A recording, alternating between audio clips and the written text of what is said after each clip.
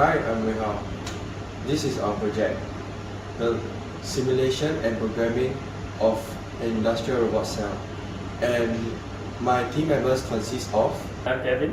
And I'm Edward. Hi, I'm Shen Liao.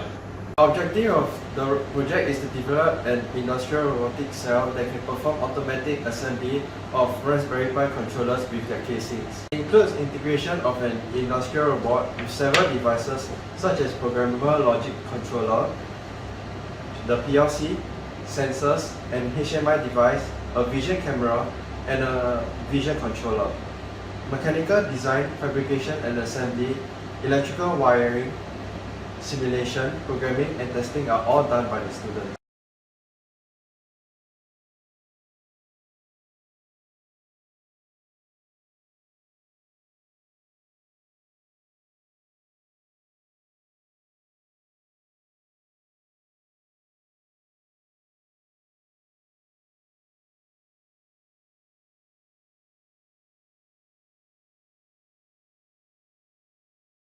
In order to operate the robot, you need to use the HMI, and all you have to do is just select the number of pi 3s or 4s that you need, and then click start.